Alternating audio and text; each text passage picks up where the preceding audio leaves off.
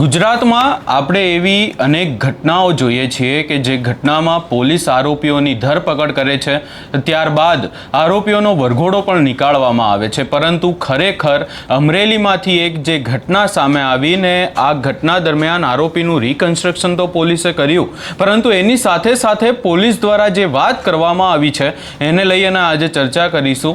નમસ્કાર, હું છું ઉજ્જવલ અને આપ જોઈ રહ્યા છો નિર્ભય ન્યૂઝ. આ આખી ઘટના કંઈ પણ હોય, પોલીસે આરોપીઓનું રિકન્સ્ટ્રક્શન કર્યું, પરંતુ એના પહેલાં એ વાત કરવી છે કે આ આખી ઘટના શું હતી ને ત્યારબાદ ચર્ચા કરીશું કે પોલીસ દ્વારા શું કહેવામાં આવ્યું છે. ખાસ કરીને જો વાત કરવામાં આવે તો જે બાબરાના કરિયાણા જીવાપર રોડ ઉપર એક હત્યાનો આખો મામલો સામે આવ્યો હતો ને આ આખા બનાવની જો વધુમાં ચર્ચા કરીએ તો સુરાપુરાની ખાંભી કાઢી નાખવા બાબતે સમાધાન કરવા માટે યુવકને બોલાવી અને 10 શખ્સે હત્યા કરી નાખી હતી. ના આખી ઘટનાને લઈ અને વિસ્તારમાં ચકચાર મચી ગયો હતો, અનેક ચર્ચાઓ પણ થઈ. 10 આરોપીઓને લઈ અને પોલીસે વરઘોડો પણ નીકાળ્યો, પરંતુ આ આખી બાબત દરમિયાન એ પોલીસ અધિકારી દ્વારા શું કહેવામાં આવ્યું એ સાંભળી લઈએ. તમારા જેવા લોકોને સમજ થાય કે આ દિવસ આપણો ન આવે, દોડે બંધાઈને ગામના જ રોડ ઉપર નીકળીએ અને આપણે ઝઘડો ક્યાં થાય? આપણા ગામમાં કે અડોશી પર. તમારે કોઈને ટ્રમ્પ આરે ઝઘડો થાય? ના થાય. કોની સાથે થાય? પાડોશી આરે જ થાય.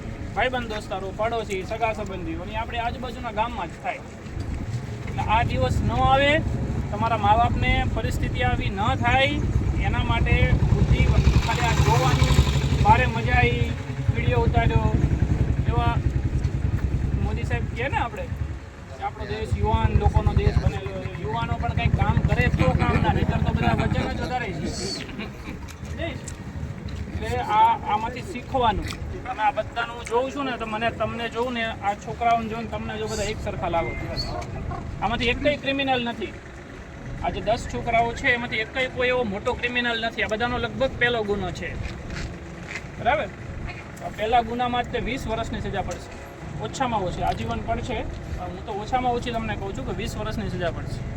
જેની ઘરે 1-1 વર્ષના છોકરા છે એ કદાચ હવે મોટા થાય કે ના થાય, જો થશે ને તો એ 21 વર્ષના હશે ને ત્યારે આ છૂટશે બહાર. એટલે આ બધું થોડું મગજમાં લેજો. આપણા મા બાપ માટે તમે હસો સાવ નાલાયક, પણ તમારા મા બાપ માટે તમે ઘરેણા છો, બરાબર? એટલે આ દિવસો ન આવે, તમારી પાછળ રખડતા ના થઈ જાય, બરાબર? જોવાનું, ખાલી આવા સોશિયલ મીડિયામાં નહીં પડ્યું રહેવાનું. કામ કરવા સિવાય બીજો જે ધંધો કરશો એમાં આ જ દિવસ આવશે, બરાબર? ઉતરે છે ખોપડીમાં? હે? ખાલી હાથ પાડો છો. સારું, ચલો. પણ આ બધા પોલીસ સ્ટેશનમાં ફરિયાદ કરવાના બદલે એને જાતે એનો ન્યાય કરી નાખે. બધા કેટલા વર્ષ જશે ખબર? ઓછામાં ઓછા 20 વર્ષ. કેટલા? ઓછામાં ઓછા 20 વર્ષ. આ બધાને જોયા ને બધાની ઉંમર કેટલી છે? એક 18 વર્ષ ને 2 મહિનાનો છે, સૌથી નાનો. સૌથી મોટો છે 24 વર્ષ. તમે બધાને લાગુ પડે ને, મોટા ભાગની એટલી જ ઉંમર છે, કોઈની પછી 30 હશે. કોઈના ઘરે 2 વર્ષનું, કોઈના ઘરે વર્ષ દિવસનું, કોઈના ઘરે 5 વર્ષના છોકરા છે આવડાવડા. એટલે જ્યારે કોઈને ઝઘડો કરવાનું મન થાય ને ત્યારે બધું વિચારવાનું. જે મરી ગયો છે ને એ આરોપી હતો, એ બદમાશ હતો, ઝઘડો કરવા વાળો હતો. અત્યારે કોણ આરોપી બની ગયું? સમય બદલાતા આટલી જ વાર લાગે. જ્યારે તમે કાયદો હાથમાં લ્યો આટલી જ વાર લાગે. આપણે ત્યાં લોકશાહી છે, મારી નાખવાનું, કાપી નાખવાનું મન થાય. આમાંથી એક 10 પાસ નથી. જેટલા 10 જણા છે ટોટલ, કેટલા? આમાંથી એક જણો 10 પાસ નથી. એટલે આ ક્યારે થાય?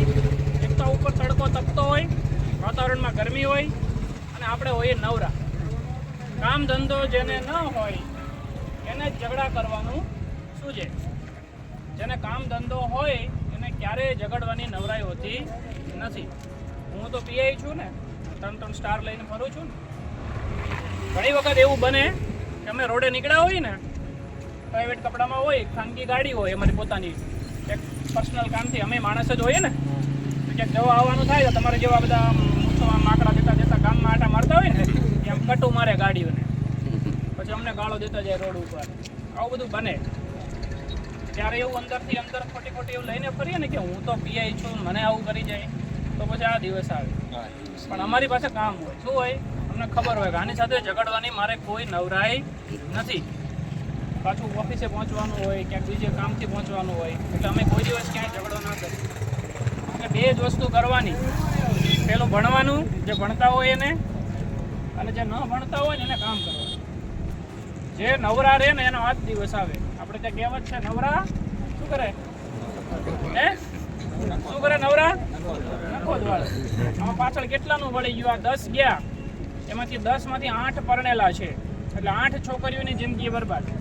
7ના ઘરે નાના બાળકો છે, એ બધાની જિંદગી બરબાદ. એના મા બાપની તો બરબાદ થાય જ. એટલે યાદ રાખવાનું, ઝઘડો કરવો, મોટી મોટી વાતો કરવી, ફોનમાં સીન સપાટા કરવા, રીલ બનાવવી, કોઈની કામગીરી ઉપર, વિડીયો ઉપર કોમેન્ટો કરવી, આ બધું ઘરે બેઠા બેઠા કરવાની નવરાઈ જેને હોય એને જ આ વસ્તુ થાય. આ બધા ફોનમાં જ ઝઘડતા હતા 1 અઠવાડિયાથી. અંદર સામે ગાળો બોલે એને, દાગ ધમકી મારે, અહીંયા આવતો જોઈ લઉં ને અહીંયા આવતો જોઈ લઉં. આ ભાઈ આખા ગામને એવું કહેતો હતો, આવો હું તમને જોઈ લઉં એમ. પેલા એક કુવાડી મારીને તો ગળું કપાય. આ શરીર શેનું હોય, હે? આમાંથી કોનું ગળું એવું છે કે જેને એક કુવાડી મારો તો ના કપાય? એવું છે આપણે કોઈને? તો એક જ ધોકો થાય મરવા માટે. એટલે ખોટું બિનજરૂરી ફાંકા ફોજદારી વેમમાં રહેવું નહીં.